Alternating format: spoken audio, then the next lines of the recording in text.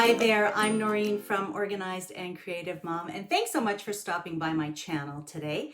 I'm really excited about today's video because it is the fourth one in a series of collaboration with my good scrappy friends Lauren from Craft Some Joy and Kylie from Paper Sweetpea, and we are back for another Scrap with Me ×3. Each month for the last several months now, we've been kind of thinking about an idea that we want to share with you and then approaching it from 3 different ways. And hopefully you're enjoying it as much as we are. We've been having a great time doing it. Now, in this particular collaboration, we are focusing on title pages. And as advisors and as designers, we get asked a lot about ideas for, patterns for, sketches for title pages and end pages. These are, things that we don't always think about. We often think about doing a 2-page spread or creating a layout with a bunch of photos. So sometimes it can be a little intimidating to start and end an album.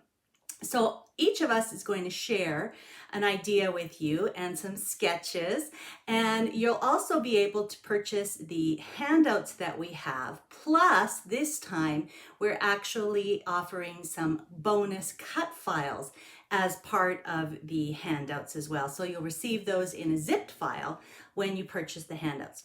And don't worry, because all of the links will be in the description box below. I'm going to share mine and then send you off to watch Lauren and Kylie's take on title pages and end pages. Okay, so I want to preface this by saying that I'm sharing an idea that I have used for many, many years, and I am actually not going to create a title page, but I'm going to show you how to use this same idea to create a double page spread. So hopefully you're going to get lots and lots of ideas from it.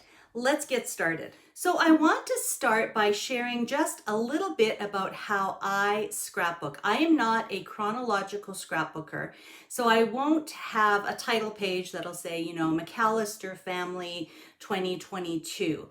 I have been using, probably since about 2007, 2008, Stacy Julian's Library of Memories system.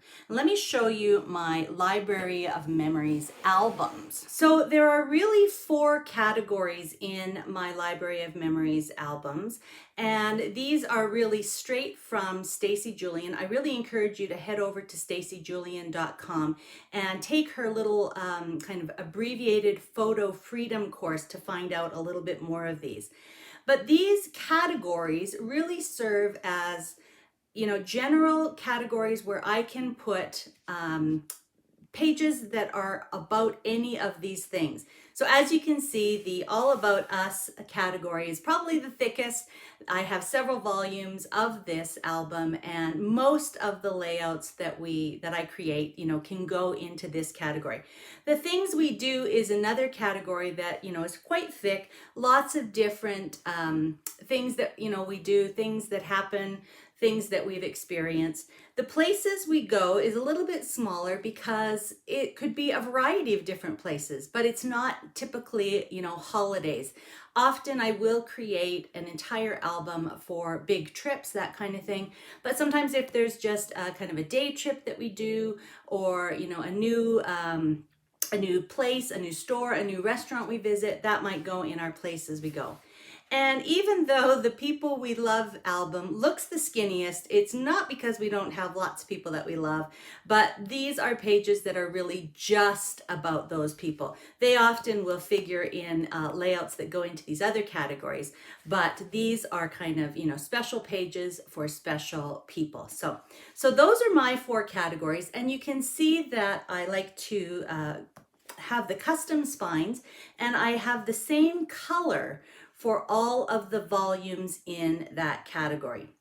When I started this, based on Stacy Julian's Library of Memories system, I decided on my colors, and I have enough albums for, several volumes of each. So I want to show you the title pages that I created when I first started my Library of Memories system, and then we're going to adapt that to use today. So I'm going to give you a peek in my album. I've actually pulled out the title page from each of these first volumes just so you can see it without the glare. I typically scrapbook in top loading pockets. These are actually the old side loading pockets, but that allows me to, again, move my pages around and insert things into the albums that I want. So that's just a system that works for me. So I just came up with this sort of really basic, really straightforward design, a little bit of pattern paper. I actually created this part, the white part, on 8.5 by 11 cardstock and printed the titles and the quotes. So that's why we've got that kind of 8.5 by 11 here, and then I added the strip of paper. But that basic design has carried me through and can be adapted to so many different photo sizes and supplies, etc. And as you're going to see in a few minutes, I can take that exact same design and create a layout with it, another title page with it. It's really quite versatile. So I'm going to share with you a variety of different, variations on this page, but really the idea is the same. So you might notice that the title page color is actually the same color as the album. And again, that's just to really create kind of a cohesive expectation. So all of my red albums are about us. All of the, the brown albums are about people we love, etc. So it's just nice to kind of set that expectation or have that cohesive look by having the title page match the color of my album. I've also used the same striped paper that actually had all of the same colors in it for each of these titles. So here is the All About Us. Other things may change us, but we start and end with family. I love including a little quote like that. Here is the Places We Go album, and you can see a blue background to match the blue album. And there's that same strip of the patterned paper. Oh, the places you'll go. And you might have noticed that I've got several different smaller photos here. So that's what I mean by this is really adaptable. So again, these are places, like the mountains that were close to, our home, some of our favorite places to go, McDonald's, grocery shopping, the zoo, some beach trips, the library, that kind of thing. So that's what I mean by the Places We Go album. The Things We Do album, as you can see, is a green background with the green album. And this is really almost what I would call our everyday life album. Things like, just how we spend our days.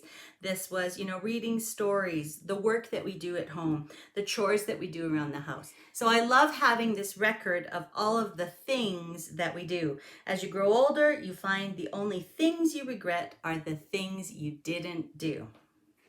And last but certainly not least, the People We Love album. Again, it was the smallest of my albums, but dedicated to lots of special people in our lives. We have the brown background here for the brown album. And again, just a really nice cohesive look. Some people make the world more special just by being in it. So we love having that special place that we can put kind of tribute pages to. So as I kind of showed you, the basic template is what you're going to actually see in my handout. And I've actually got 4 variations for you with some measurements for different sized photos and how that affects the different sizes of the strips that go down beside. So I've really recreated this exact template here using the Our Moments collection. And here are the cut files that I'm sharing with you today. In the handout, you'll get a zipped file for the Our Life, the Our Story, and then also one more that has Our Life dash Our Story. So that's a nice little bonus for you. And I know that Kylie and Lauren have some cut files included with their handouts. So you'll want to build a little collection here that you can, refer back to. But really, these both start with a 10-inch block of paper, a 1.5-inch strip of patterned paper, the title, and then either a subtitle or a quote, something like that. And then the photos in these are each identical. We've got 3 by 5 photos. and then a couple of 2.5-inch square photos. And that just makes a really nice little block. Keeps everything together, and then we can round the corners and create a really nice, attractive page. Now you'll notice on this one, I actually don't have any embellishments. I really felt that the title and the quotes were enough. And on this one, I just have a couple of small embellishments. So one of the tips that I give in the handout is to really focus on the actual titles, the words, because those set the scene for what's in your album. We can create some beautifully embellished pages too, but definitely make sure you're paying attention to the actual titles, because that's a real preview of what's inside your albums. So let me show you a couple of the variations, and then I'm going to put together actually a companion page for this one, because it's, as I mentioned, it's not actually going to be a title page, it's actually going to be one half of a 2-page layout. So let's go through these 4 quick variations here. All of them start with that 10-inch block.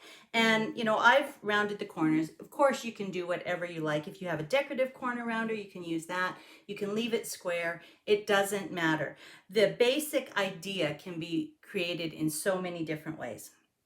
So then we've got the 1-inch strip here, as I mentioned, 2.5-inch square photos, and 3 by 5-inch photos. But let's look at a couple of the variations. What if you want to use some 4 by 6, some standard size photos? So I can come in here with some 4 by 6, some just standard photos. I don't need to cut or trim them at all. And then just add a 2-inch strip to fill up the side. So I get the same look, but I'm using different size photos. And sometimes on title pages, we like to use a large feature photo, maybe from a photo studio or a photo shoot.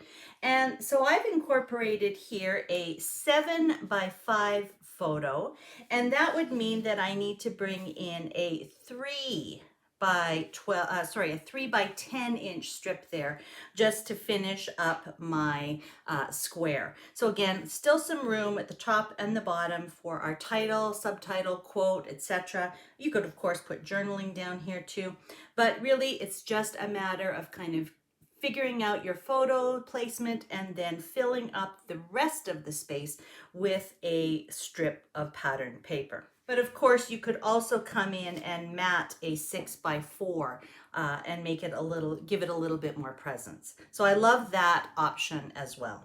And then if you want to incorporate more photos, you can always trim them down into squares. So for example, I could take some 3¼ by 3¼ photos, and I've just kind of mapped out how that would look on a piece of paper.